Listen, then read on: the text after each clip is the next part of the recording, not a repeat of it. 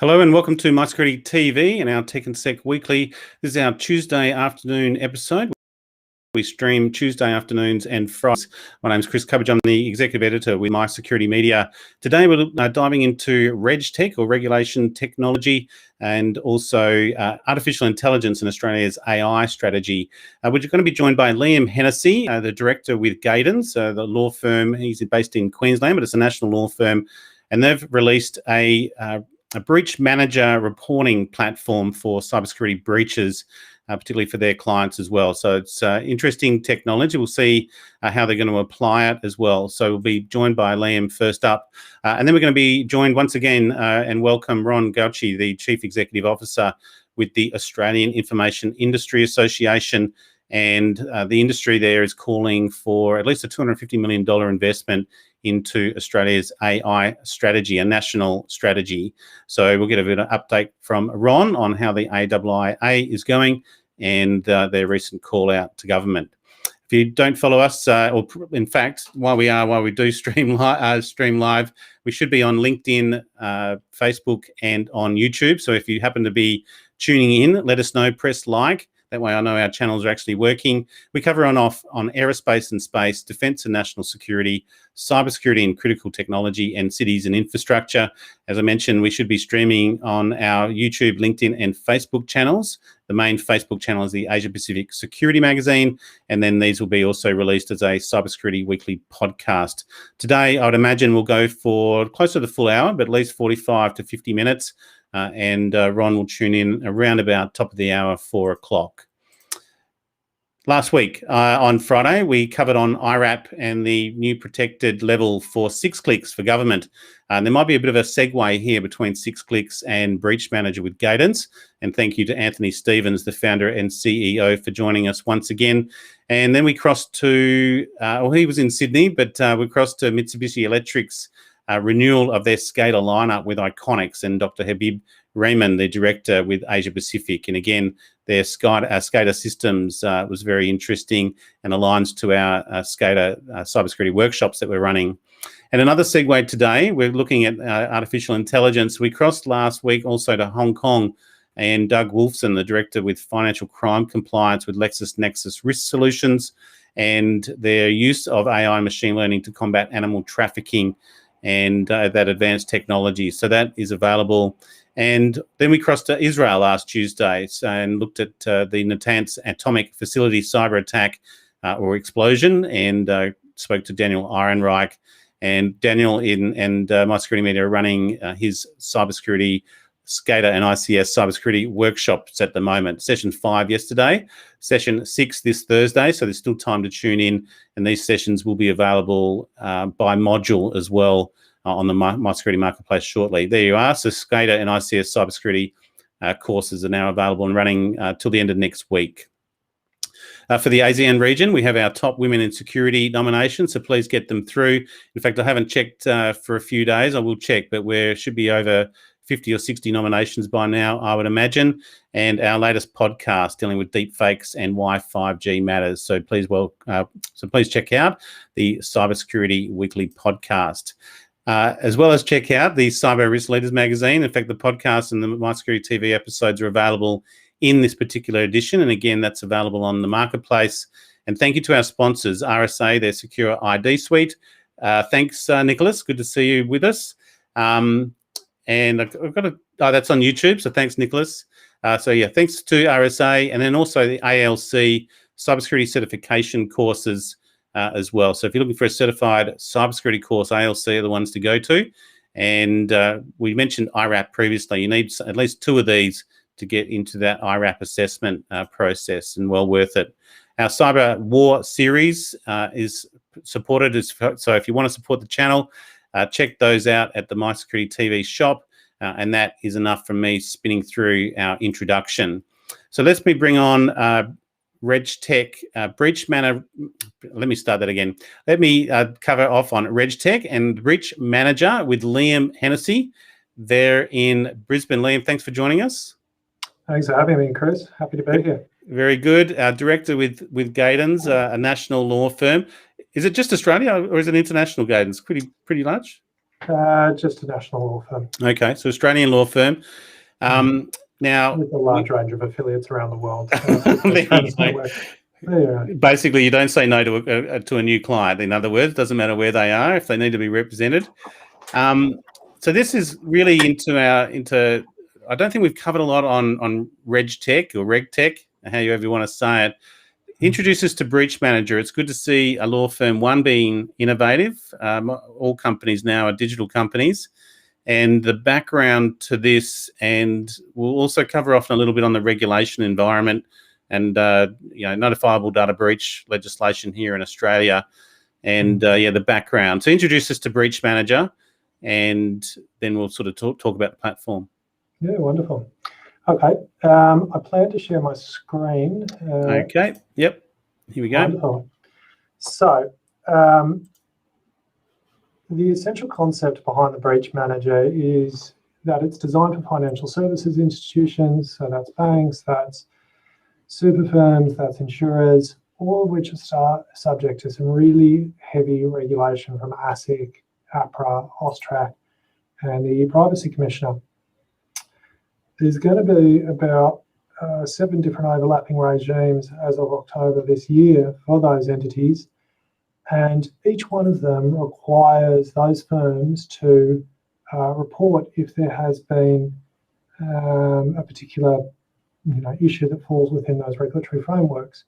So, for example, if there has been a cyber attack where a large amount of customer data has been exposed to bad actors, then the financial, let's pick a bank, for example, then the bank will have to report that to the Office of the Information Commissioner.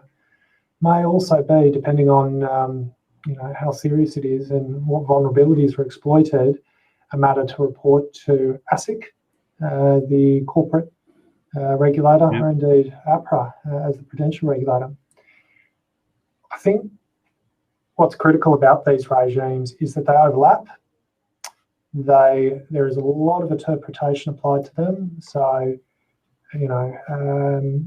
one of them is you must act with integrity and honesty. You must act, and there's a lot of different interpretations around integrity and honesty.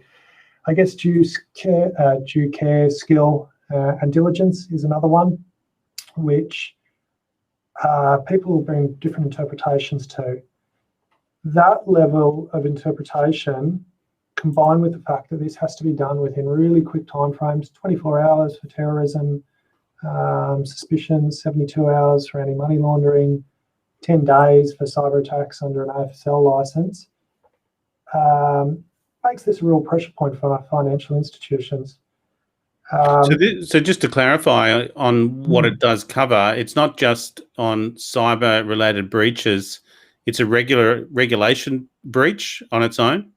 Yeah, indeed. It'll cover the full gamut of regulatory breaches. That may be internal fraud in your trading department. Right. That may be a cyber attack over in your, in one of your retail customer line segments. That may be any money laundering sort of concerns. You've got a whole lot of suspicious transactions which have slipped through the net. It covers, the goal of the system is to create an online platform that will house all of the information according to those systems. And it's structured a bit like a BuzzFeed article. So the users will go through and they will, for each of the 7 different regimes I've mentioned, click on what they think the issue may trigger. So for a cyber attack, for example, they'll start with an AFSL regime and say, look, gee whiz, I think that this does breach our license obligation to act honestly and fairly. They'll then move down and there'll be a free type box, and that box will be populated with exactly what questions what information the regulator would expect to see.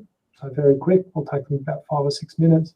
Things like frequency, things like customers that have been harmed, things like how the vulnerability was exploited. Second box, upload all of your information. Now, typically these breaches happen at 3:30 p.m. on a Friday afternoon. So it's really tough for in-house legal counsel under sort of time pressure to exercise their judgment on what is a huge volume of information. You upload it to the portal, and then that's the AFSL regime done. Move on to AUSTRAC's regime, the anti-money laundering one. Same process, click a few buttons which you think that the issue corresponds to, whether that's fraud, whether that's terrorism financing, whether that's money laundering. Right in the box the things that Austrac would want to see, which we have as a law firm already put in there. So we've guided people to tell us the information we want. You don't need to go to the regulatory guides. You don't need to go to legislation. You don't need to look up stuff. It's all in this system.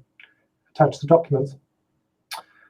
By the time you get to the end of this, and we've timed ourselves, and it will take about 20 to 30 minutes depending on how complex things are, what you will have is an online application that's protected from a cyber perspective, that's protected from a legal privilege perspective, that's protected from a server perspective, and is ready to be allocated to someone. Now, if I'm a big bank and I'm the gatekeeper of this system, I can allocate this issue internally for someone to determine whether this is a significant breach or not, and they can apply their legal judgment and acumen to determining whether this is something that needs to be reported to ASIC or Austrac or the Information Commissioner, with all the associated consequences of that. I should say these are big decisions. Some of them affect people's personal liability, and that will be free of charge. You just pay the platform cost, which is I think $500 a week. So we've really designed this to help our clients out, and there's 10,000 plus people with a financial services license or credit license or bank license in Australia. So we're talking about a large portion of the market that is very vulnerable to cyber attacks, cyber breaches and so forth that we're trying to protect, and this will be theirs free of charge if they want it. So this is again for the law firm to fill out, or the legal representation to fill out? No, this is for the internal people to fill out. Okay, so this is for the company and the client perspective. And how is the breach triggered? Is it there are other processes and they're going, okay, we've got a potential breach of some regulation here. We have to go down to BreachManager and start to fill out those details. Is that how it's going to work? And then that gets submitted back to the law firm? Yes. So, I mean, an issue will arise, and that issue can be one of a number of different things. We've overcharged our customers. We've had a cyber attack. We think there's been some fraud. We think we've breached some regulations here. You then take that information, that inkling, and you put it into the BreachManager. And then you've got a system which will allow someone at the end, it can either be the bank's internal legal counsel, or it can be Gadens, to tell you don't have a breach, and here's a legal advice saying that you don't have one. And if a regulator ever comes along and interrogates that, you can wave that around. Number two, you do have a breach, and we've prepared the breach report for you, and you can submit that to ASIC Austrac. Or number three, you know what, this is really complicated stuff. We think we need a bit more information. Here's exactly what you want to look for. And from the Gadens side, we only ever expect, we're happy to provide this system for our clients without legal costs. They'll just pay for the platform and the authorizations.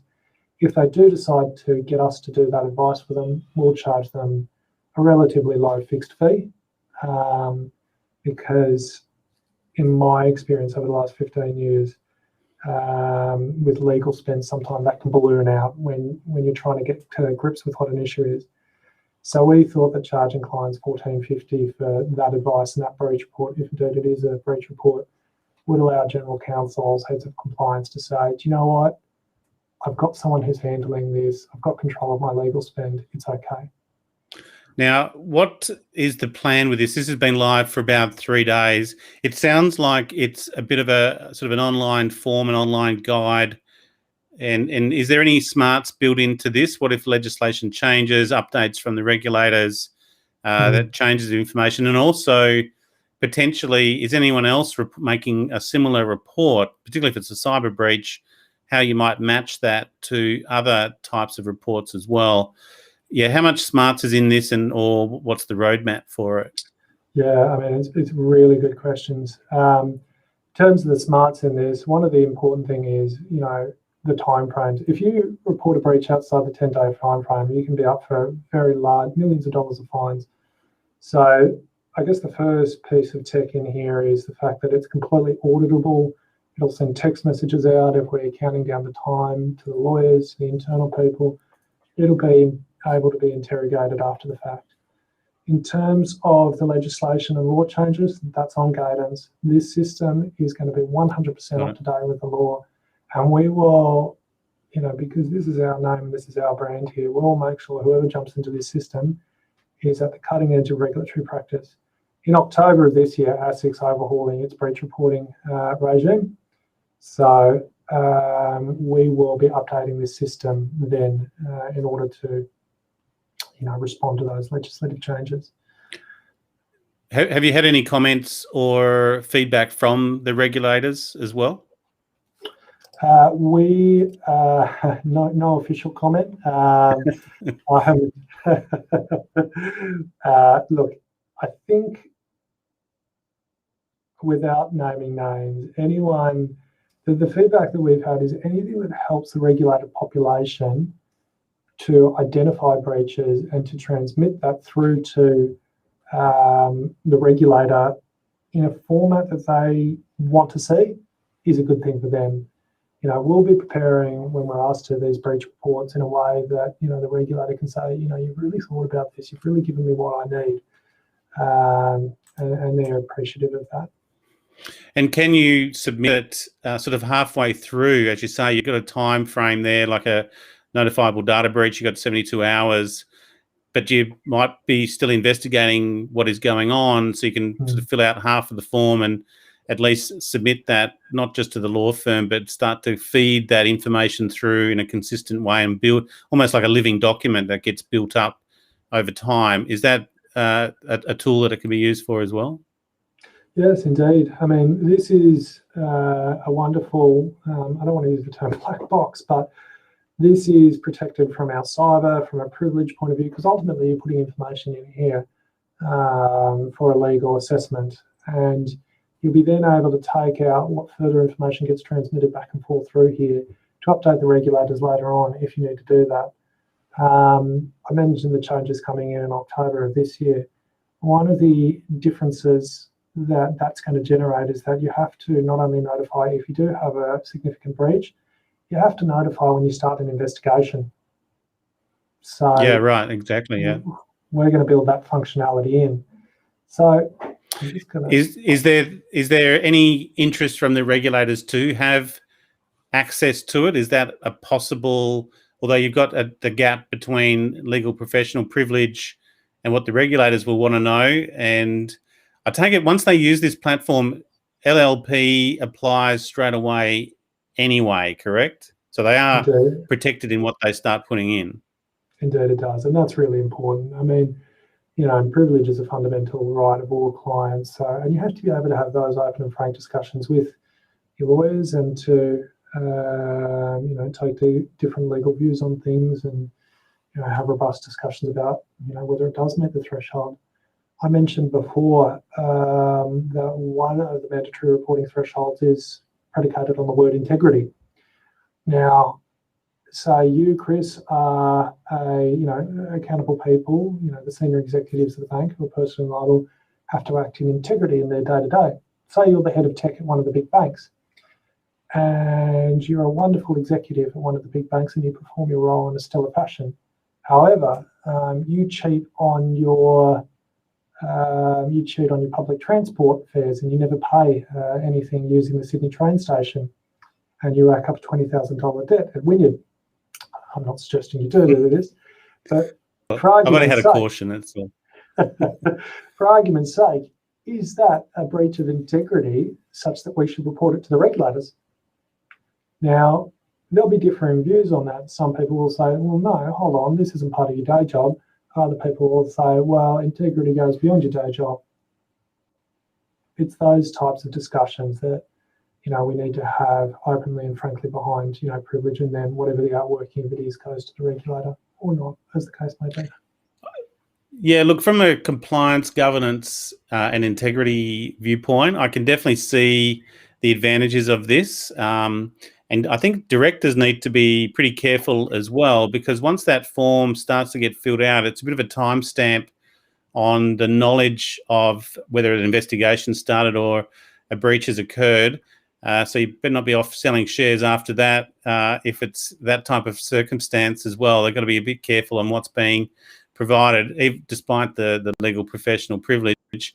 But again, it's an electronic document, so there's still going to be some records like the metadata of that falls into LLP. What's your opinion on that, just out of interest, of the metadata of access to the site itself? Is that LLP? LLP, yes. That would certainly be... so you can't even... So even the log that someone accessed the site would be legal professional privilege? Well, you guys would argue that anyway, wouldn't you? Yes. Yeah. Fair call. Well, look, it's an interesting one. We've got our next guest available, so we'll hang on. But just one last question, and I did cover it with you, is the activity, the background, sort of the driver of this. You mentioned sort of October this year, we're going to have a bit of a mishmash on regulations. It's a tough regulatory environment for business, and it's only going to get tougher. And the regulators have been a bit behind recently in a whole range of different industries. So the next couple of years might well be a heightened state of regulation or regulation control, and we might get some insights from Ron on that as well coming up next from the industry perspective. But what was the background on this that was driving it? Was a client driving this, of clients missing the notifications and not quite understanding it, but also from the law firm saying, I think we can do things better to make it easy for the clients, as well as this sort of wave of regulation coming? Kind of what was the major driver on this? Yeah, and it's a fantastic question. Look, in 2018, in the middle of the Hayne Royal Commission, ASIC released a report that said the major 4 banks were on average about 150 days in reporting breaches. The requirement is 10 days. Since then, more mandatory reporting regimes, there's been fines attached to these things, and we had some pretty concerned clients. So here at Gadens, we pride ourselves a lot on sort of legal innovation and tech, and we really worked hard over about 6 months to figure how we could add value to our clients in this space, and working with them, in various different fashions. This was the outworking of it, something that would help them to meet, these complex, interpretationally challenging sort of mandatory reporting regimes within the timeframes. So yeah, I'm really excited that the rubber's hit the road on it. Yeah. Well, look, a couple comes to mind. One is Data 61. We're working on a regulation AI tool on how regulation comes together. So I can see some potential segues there. And I mentioned 6 Clicks that we spoke to last week that have an AI tool as well that keep up with regulations and changes in standards and a range of different things. And I think other than just using this as a tool for Gadens and Gaden clients, I can see a potential wider market application for this. So I think, well done. We don't speak to many lawyers with a technology innovation. So well done, and well done to Gadens. So good on you. Thank you very much. Thanks for having me. Good on you, Liam. We'll let you go, and we'll cross over to Ron. So thanks, Liam. Liam Hennessy, director with Gadens up there in Queensland. It's a national law firm and operating as Lavens over in WA. Thanks, Liam. Have a good day. You too. Cheers, mate. Bye-bye. Okay, let me just bring up my slides. And thanks to Liam once again. And without further ado, waiting patiently. Let me get these slides ready, Ron. Here we go. Ron Gauci, the Chief Executive Officer with the AIIA. Ron, thanks for joining us once again. Thanks for the invitation, Chris. Much appreciated. Very good. New platform this time, rather than the old go-to webinar and the old way of doing things in 2020. Hopefully it's a bit smoother. You're looking better, that's for sure. Oh, no, don't tell me. I've got some COVID kilos there, mate. Artificial intelligence and the release came out from the AIIA, and I do like how you guys operate of, you kind of push and comment very, very quickly and promptly on government initiatives.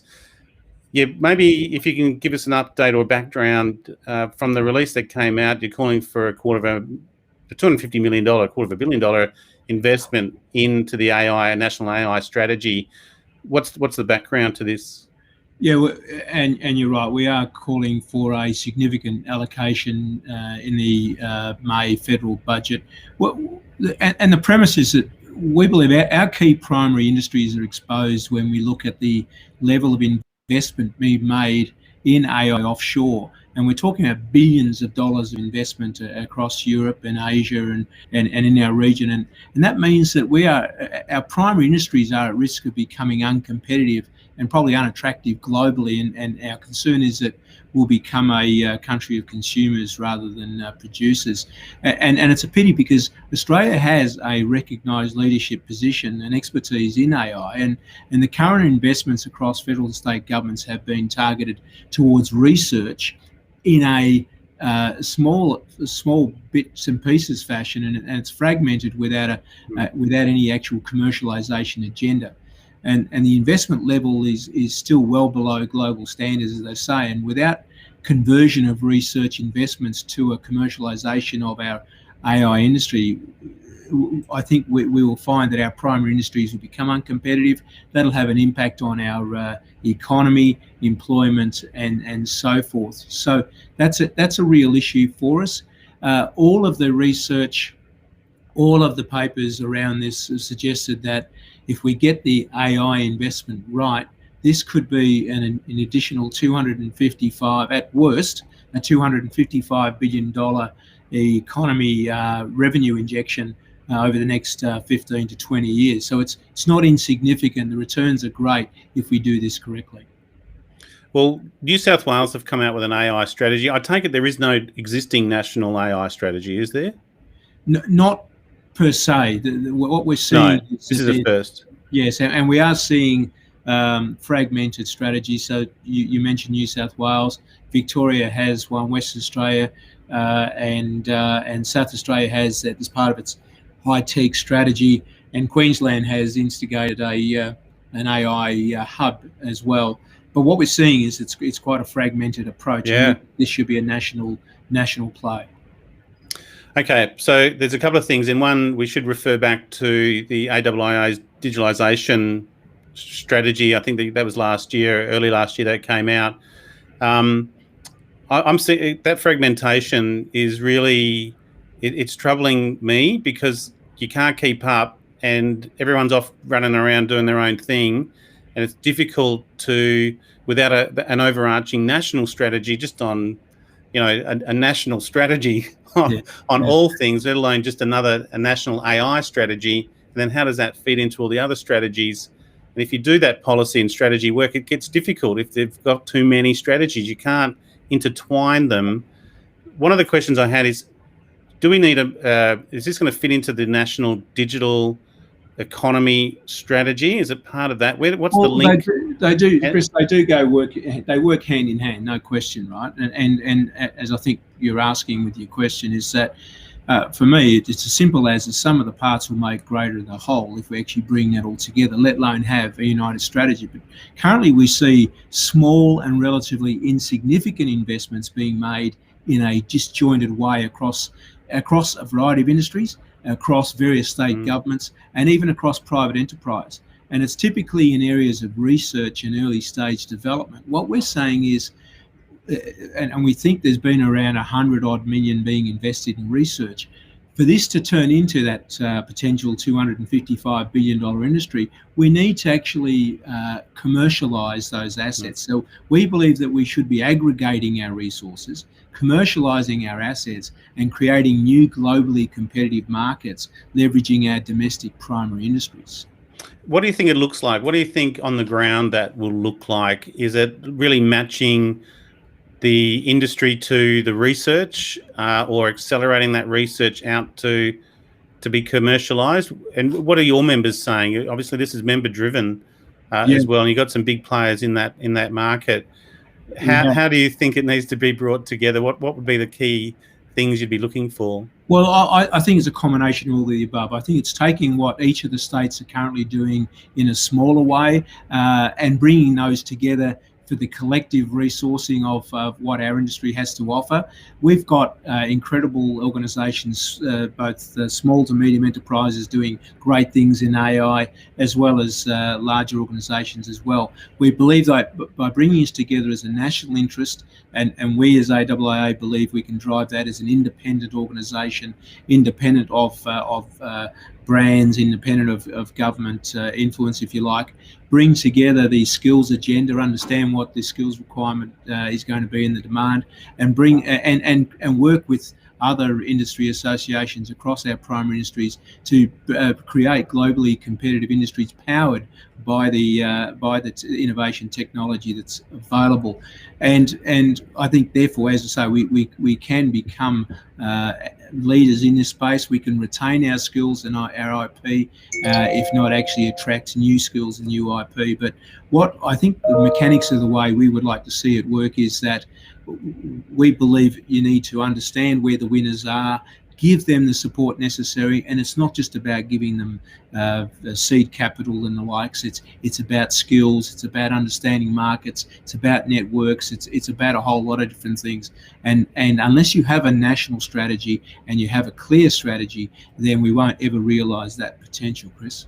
Do you think it got missed out a little bit with the priorities there with space and advanced manufacturing, or do you think it's in there and hence why it needs to be linked into those national priorities? I mean, that's one thing I did like from the government in terms of at least we've got those 6 primary priorities, and then we can sort of plug in whatever we're doing.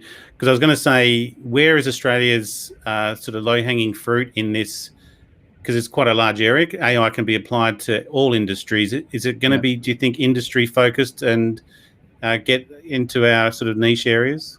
Yeah, look, firstly, it's the latter of your scenario. So yes, it's embedded in a number of investments in those industries, and the government is right to focus on particular core industries. We can't be all to everyone. So I think that comes back to my earlier comment about picking the winners and identifying which industries are going to give us a competitive edge. The beauty of what we're talking about here, Chris, is with AI across those industries, across our primary industries, is that it's not dependent on where we are or how big a country we are. It's not gender specific. The beauty is the technology we have. We can lead the world without having to be, a big population or be located in the Northern Hemisphere. And I'll give you a very simple but powerful example of what I mean by that. Our iAwards program, which you know about, we've been running for 30 years, attracts entrants and innovators across the country, and we get hundreds of entries per year. More than half of the entries we got last year were around AI across the small to medium business sector. And a number of those actually, and in fact, a number of winners came from the education sector. Yep. In fact, some of those even secondary school students, right? So I use that as a simple example of how much talent we have in this country that's being untapped and unsupported and sadly unfunded. And that's why we think that by having a significant investment, like we're calling on the federal government to put in the May budget, that'll give us the opportunity to, as an industry, helping other industries become much more enabled with the use of technology as a driver of their own industries in our own national economy. I was going to come back to skills, but you've just touched on the money. How did you come up with that amount? And is it a concern that you're not hearing enough about the funding? Yeah, where's the funding push come from on that front? We have created, firstly, that there's no shortage of information in the market in terms of where the opportunities are and what the investments are that are required. So all of our business planning and all of our modelling is well researched from independent sources, and they're fairly consistent. So we're confident that the business models that we're working on, we're confident the numbers behind that, and those numbers include skilling up, cross-skilling, upskilling our workforce, as well as providing in some cases seed funding, but also identifying through research other opportunities. And it is our intention actually that if we can turn this into a true success story, we can actually refund back the research component and take some of that pressure off the federal government. That's how confident we are that this opportunity will create further opportunity down the track.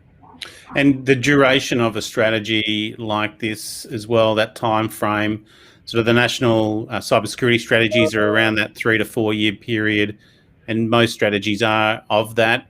But then sort of the funding that came out from cybersecurity, for example, started to talk 10-year timeframes. What's your timeframe mindset on this as well, on how far forward they should be looking at? Well, I think, as I said earlier, the reports show that we could turn this into a substantial multi-billion-dollar industry over the next 15 to 20 years. I think just to focus on that important part of your question is look at how much opportunity has been created in AI and how much innovation has been introduced, focusing on AI in the last couple of years. If we don't get this right in the next 2, 3, maximum 4 years, then we will have missed not only a critical opportunity, but we will lose our competitive edge, we'll lose our skill base, and to me, I think that would be an absolute travesty given our positioning at the moment. But it does require investment. It's an aggregated investment, and it needs to be a national strategy. And we believe we can assist both the federal and state governments in bringing that all together. On the skills development, and kind of the last question on sort of the skills, is it also skills development on displacement of skills as well with AI, or is it just focused on the technology and that innovation and the commercialization, or do you think that can be picked up elsewhere? But just things around displacement. Yeah, it's a really good question, Chris. I think the trends overseas are that the AI industry is creating significant employment opportunities. Where there is displacement, it's usually in the mundane roles where people are looking for more interesting roles and challenges anyway. So if anything, AI is providing both automation and simplification, if you like, of those roles, allowing people to do more interesting things. So, for example, and I've spoken about this at conferences, look at the role of AI in education. By providing the analytics and the AI technology that exists in education, what's happening is we're allowing teachers to actually get on with what they enjoy doing, which is teaching, and teaching in better ways and newer ways, and therefore creating a better experience for both the teacher and the student.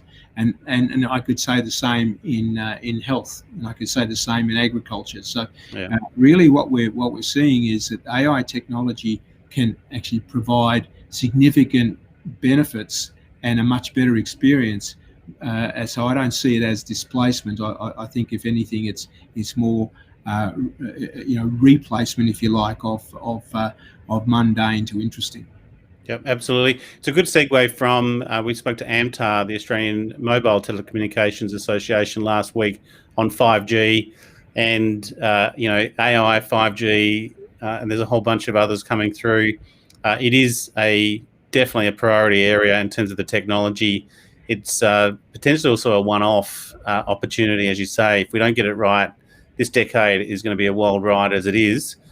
We can't fall behind, but there's some absolutely amazing opportunities in this space. So, look, Ron, thank you so much. So this is the May budget. What would be your response if it's not sufficient, or are you pretty confident that the government will have this all sewn up and ready? Well, whoever knows. I'm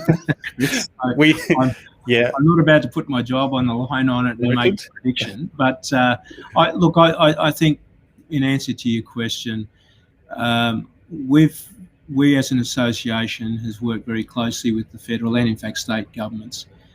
We do believe that they're hearing what the industry has to say.